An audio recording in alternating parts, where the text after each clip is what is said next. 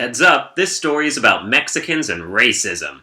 The Berenstain Bears and the Eager Beavers by Stan and Jan Berenstain. Sponsored by McDonald's for some unknown, who cares. It was a quiet, relaxed afternoon at the edge of the forest where the bear family lived. A little too relaxed to Mama Bear's way of thinking. Ugh, she sounds just like my mom. My mother, I swear, just invents things to do to keep us busy from leisure time.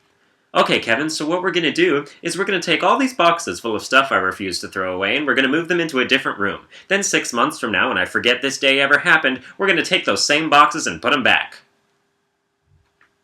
Papa Bear was snoozing in his hammock. Sister Bear was playing jacks, and Brother Bear was practicing paddleball, because that's a real thing.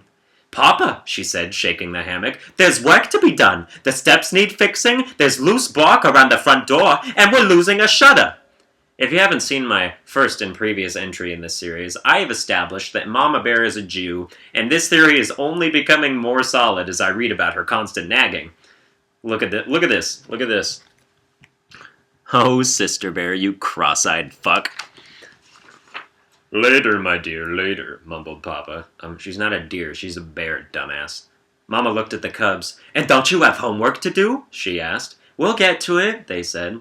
That's when Sister used her highly intuitive brain to notice what was happening across the road. Look, she cried, Mr. Skunk's putting a for sale sign on his house. Kids, if you look this way, you can clearly see that the sign is in front of his house, not on it. Come on, Sister, learn prepositions. The Bear family had been pretty nervous when he moved in. Folk tend to be nervous around skunks. Yeah, you know why? Because they fart rancid jizz in your face. That's why. But he turned out to be a very good neighbor, and hardly ever covered the bear children in his liquid stench of plague death.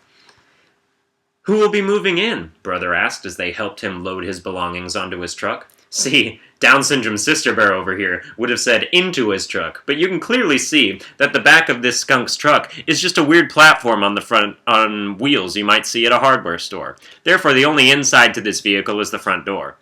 Am I the only one that notices that neither of the women are helping? Oh, and just a friendly prediction of the near future to Mr. Skunk, but as soon as you drive 10 feet in that truck, all your shit is going to fall off that hospital gurney you call a flatbed. Oh, no, see, look, he's got his stuff all tied up with measuring tape. Ah, the sturdiest material on planet Earth. That's going to work out just fine. Brother just asked who will be moving in, and Mr. Skunk says, can't say at the moment, but I've placed it in the hands of Ms. Muskrat. She's a very good real estate person. Well, keep in touch, called Mama as they waved goodbye. He won't. They will never hear from him again. I hope whoever moves in has kids, said Sister. The next day, Ms. Muskrat brought a family of bunnies to look at the house. Bunnies are fun, said Brother Bear. And they have lots of kids, said Sister, trying to count them as they hippity-hopped about. Where's this little one going? Oh, he's all by himself. The outcast of the family. I just imagine these four getting hit by a bus, and this guy yelling, Roger, Thumper, Bugs, Playboy, no! And the parents are devastated, of course, because they're stuck with this retard now. Oh well, they'll have 6 more kids by the end of the week. Nice place, said Mr. Bunny, but much too small for our growing family. It could easily be expanded, said Ms. Muskrat. Not as fast as our family, chuckled Mr. Bunny, as he and his family hippity-hopped down the road. Rabbits are sex maniacs. A day or so later, Ms. Muskrat brought a porcupine couple to look at the house. They had long, sharp quills and were rather grumpy and disagreeable. Now, this lady porcupine right here is a fine example of the average Walmart shopper. First off, she's wearing a skirt and a hat, and that's it. This fat whore isn't even wearing a top. And there's no question about why they're grumpy. They can't have sex. Every time they try, Mr. Porcupine gets a quill right up his dick hole. It's a real mood destroyer.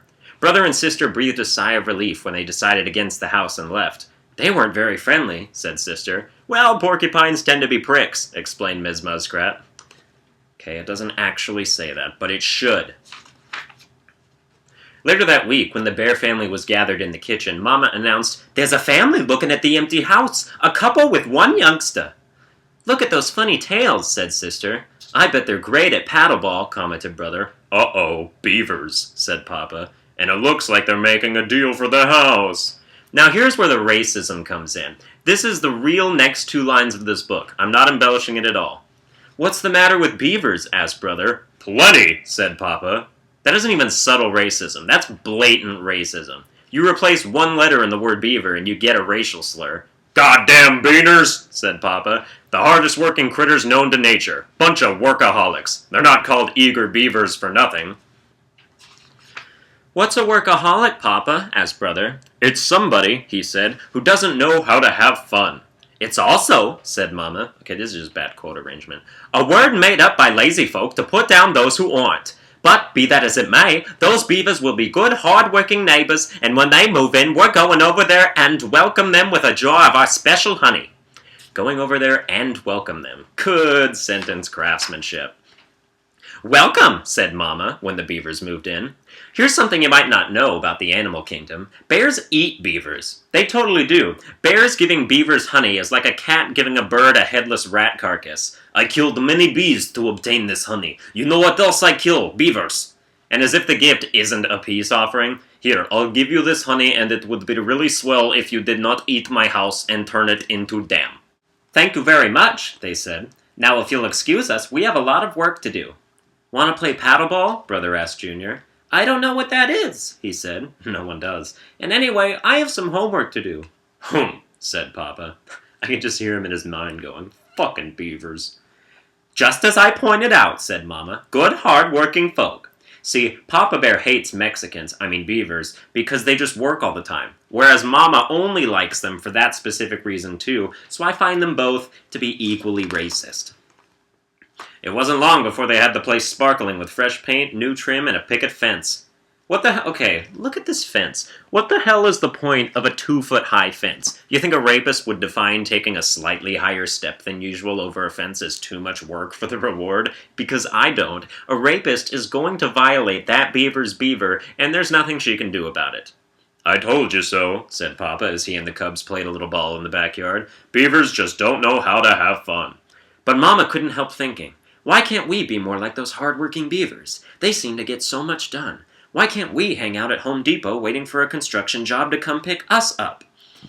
And while hard work isn't catching like measles or the sniffles, even Papa noticed that the treehouse was beginning to look a little shabby compared to the beaver's house.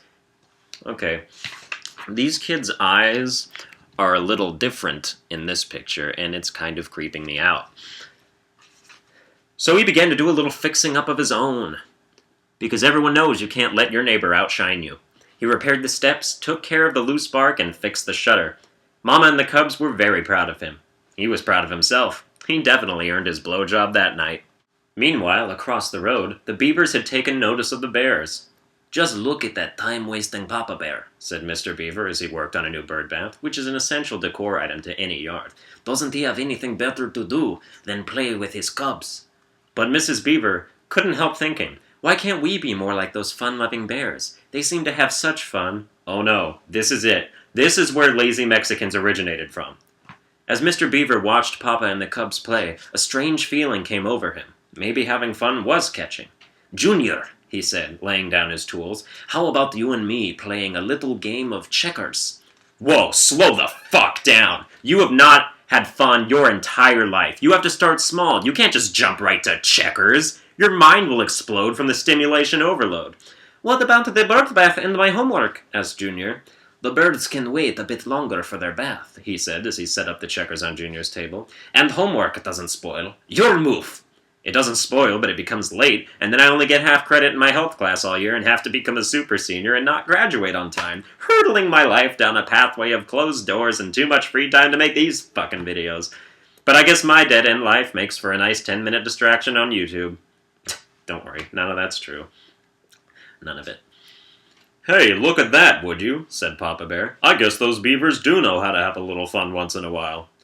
The bears and the beavers did exactly what you'd expect at the end of a book like this, and became friends as well as neighbors. And they learned from each other. The beavers learned how to have fun once in a while, as was already mentioned in the exact same string of words 1 page ago, and the bears learned not to put off until tomorrow what they should have done the day before yesterday. Eventually, Brother Bear taught Junior Beaver how to play paddleball. He turned out to be a terrific player. Yeah, when you've got a built-in paddle, you fucking cheater, that's like black people playing baseball with their dicks. It's just not fair. Seems like a good way to end the story. Thanks for listening. The end.